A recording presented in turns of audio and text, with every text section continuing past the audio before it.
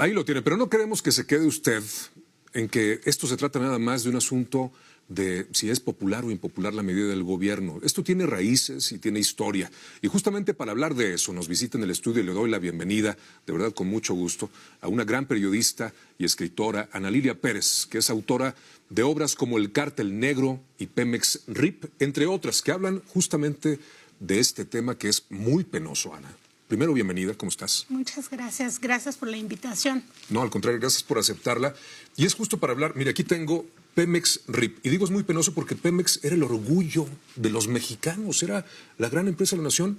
¿Y qué pasó? ¿Cómo llegamos de eso que era un emblema internacional de México a lo que estamos viviendo, a lo que la gente está padeciendo ahorita? Que parece apocalíptico, ¿no? Pues pareciera. Pues es lo que hoy vive la población. Ese efecto de lo que ocurría ya en Petróleos Mexicanos desde hace muchos años, que era un saqueo.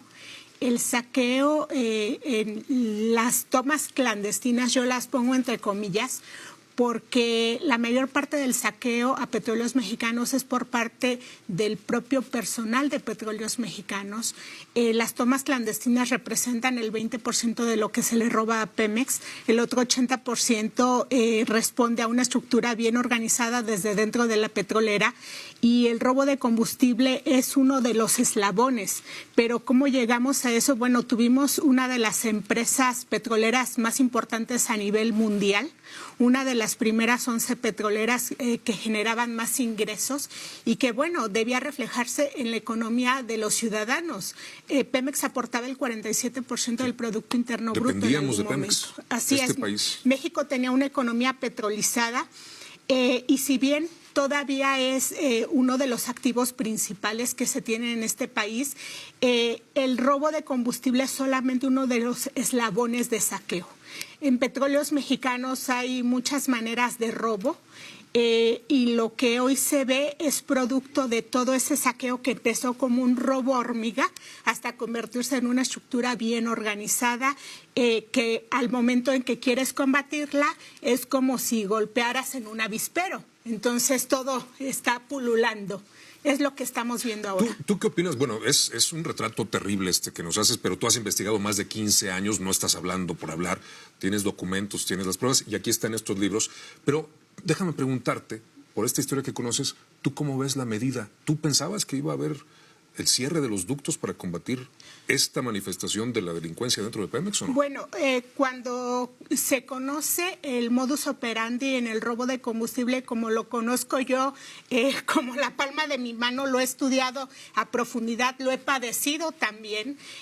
Yo publiqué un libro en el año 2011 que se llama El Cártel Negro y el subtítulo de ese libro es Cómo el crimen organizado se ha apoderado de Pemex. Y en ese libro ya se revelaba lo que hoy estás viendo, de lo que hoy se reconoce públicamente, que es toda una estructura de saqueo que comienza desde las áreas de producción petrolera, desde que la materia prima, o sea, el hidrocarburo, llega a las refinerías para el proceso de refinación.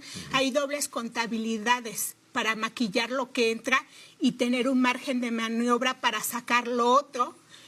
Con pipas, por eso se habla de tantos volúmenes de pipas que se le roban a Pemex. Hay un modo de operar de la facturación y el tema de los ductos. Todo el sistema de transporte o una parte del sistema se hace por poliducto.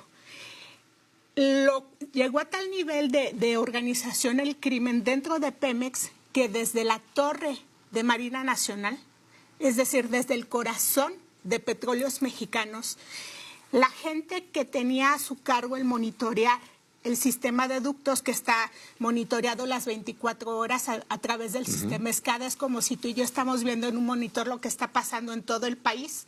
Lo que hacían era permitir que se robaran ese combustible intermitentemente. Bueno, esto lo ha retomado el presidente, lo ha dicho así con estas mismas palabras y ahora decidió combatir cerrando los ductos. Y esto es todo lo que yo planteaba ya desde el libro El Cártel Negro y un punto importante, las tomas paralelas. Y aquí viene la respuesta a la inquietud y a la inquietud que tiene la ciudadanía de por qué cerrar los ductos. Bueno, en la red de poliductos de Petróleos Mexicanos hay todavía, porque al parecer se está desmantelando una parte de esto, no sé qué tanto avance haya, pero redes paralelas. ¿Qué significa? Que tenías tu red legal, pero al lado tenías conexiones alternas. ¿Quiénes realizaban esas conexiones? El personal de Petróleos Mexicanos. Una pregunta, ¿un plomero muy avesado, muy hábil, puede manipular una tubería de este tipo? No, por supuesto que no. Y un ciudadano común no sabe dónde se ubican los ductos de Pemex, ni sabe dónde, en qué tiempo va a correr tal o cual hidrocarburo.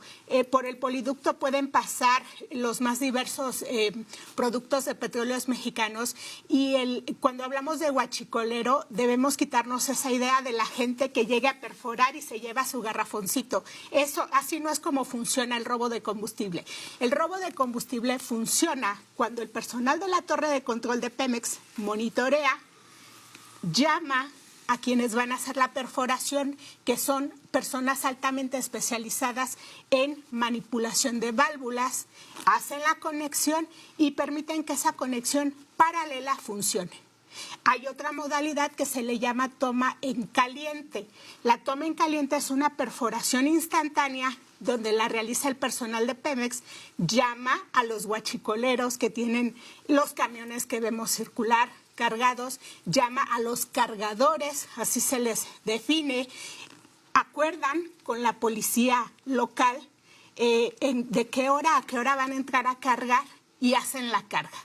Así es como funciona el robo de combustible y lo peor, gran parte de ese mercado negro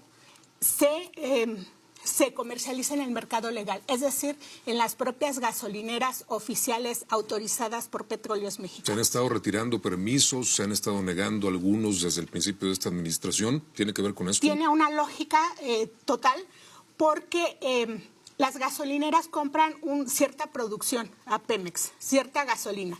Cuando una gasolinera deja de comprar o de plano no compra y sigue funcionando es porque todo lo que vende es robado. Y así es como se identifica a las gasolineras. Los reglamentos para empresarios franquiciatarios de gasolineras de Pemex les exigen, por supuesto, que todo lo que comercialicen debe ser legal.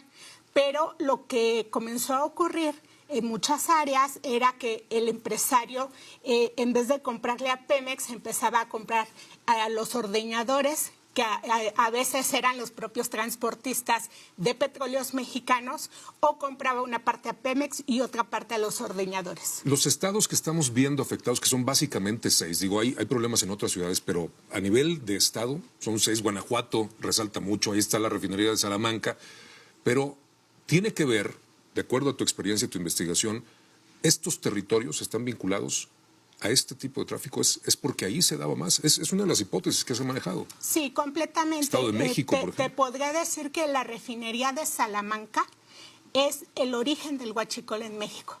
Y el huachicol no comienza con el robo de gasolina, sino de asfalto. ¿Por qué de asfalto? Porque era lo más fácil de comercializar. ¿Quiénes lo comercializaban? Los propios transportistas de pipa, que eran a quienes se les encargaba movilizar este producto. ¿Quiénes eran los transportistas? Empleados sindicalizados de Pemex. El ser chofer de pipa en Petróleos Mexicanos es uno de los puestos más cotizados. El líder del sindicato petrolero, por ejemplo, tiene un puesto de chofer de pipa.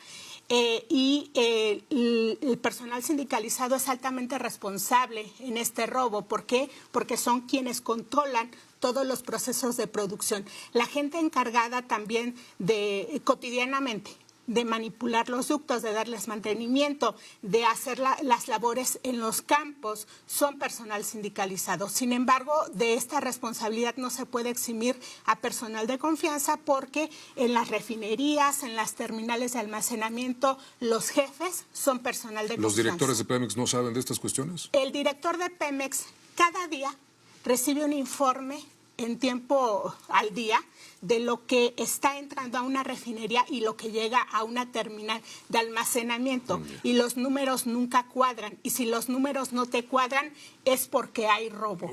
Y los directores son informados de esto. Además, hay que recordar que el funcionario público tiene responsabilidad por colusión o por omisión. Es doble y es gravísimo. De eso le hablábamos. No queríamos y no queremos que se quede usted con la impresión de que esto se trata nada más de si es magna o si es premium, de si hay o no hay. Es un asunto mucho más profundo y si usted quiere conocer todos los detalles, la historia, más de 15 años de investigación de esto que acaba de escuchar, esta es la mujer que se ha aventado ese tiro y ella es la que más sabe de toda esta historia. Este es el libro más reciente, es Pemex RIP. Hoy sabemos la situación de Pemex. Es editorial Grijalbo, Vida y Asesinato de la principal empresa mexicana. Lo que antes era Orgullo y hoy usted acaba de escuchar en lo que se ha convertido. Así que estamos hablando de una medida que puede ser impopular, pero de acuerdo a todo esto que nos ha revelado, a todo esto que has investigado, que está documentado, es ineludible. Bueno, yo sí quisiera que la ciudadanía también hiciera conciencia de que cuando hablamos de huachicol no estamos hablando de comprar o no algo barato. Estamos hablando de violencia, de muerte, de sangre, estamos hablando de crimen organizado al más alto nivel.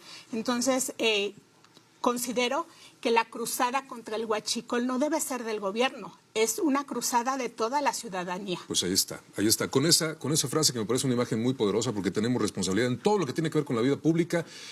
Lo dejamos. Muchísimas gracias, Ana, de verdad. Apreciamos mucho, sobre todo tu trabajo. Hay que ser valiente para sostener una investigación así. Que estés muy bien y te esperamos próximamente porque es algo, usted lo entenderá, que va a seguir dando de qué hablar. Muchas gracias. Con todo gusto. Mucho éxito. Gracias.